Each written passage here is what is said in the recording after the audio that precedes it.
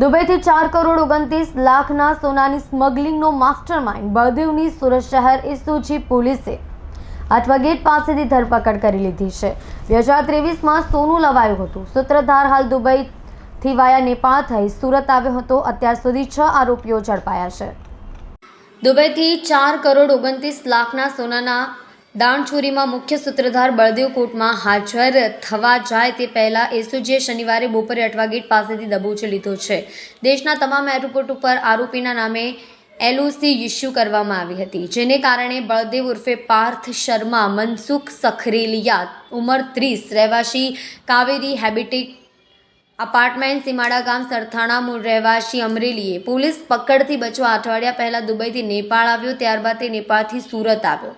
વધુમાં પોલીસે જણાવ્યું 29 એપ્રિલ 23 સુરત એરપોર્ટ પર શારજાહની ફ્લાઇટમાં દુબઈથી ફેનિલ માવાણી અને નીરવ ડાવરિયા 9.158 કિલો સોનું ₹4,29,00,000નું લઈને આવ્યા હતા। આ સોનું બંને યુવકોને દુબઈમાં પાર્થ શર્માનું નામ ધારણ કરી બળદેવે આપ્યું હતું।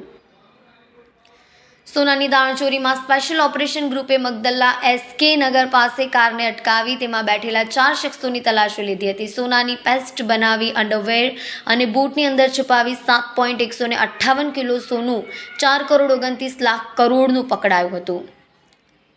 અત્યાર સુધીમાં આ ગુનામાં ફેનિલ માવાણી, નીરવ ડાવરિયા, ઉમેશ ઉર્ફે લાખો ભેખરિયા, સાવન રાખોલિયા, વિશાલ ઉર્ફે વિક્કી ગાબાણી પકડાયા છે। દુબઈમાં સહદેવનું સોનું ડીએમ નામનો વ્યક્તિ આપતો હોવાની વાત સામે આવી છે। એટલું જ નહીં, બળદેવના સુરત એરપોર્ટ ઉપર કેટલાક ઓફિસરો સાથે સેટિંગ હોવાની પોલીસને શંકા લાગી રહી છે।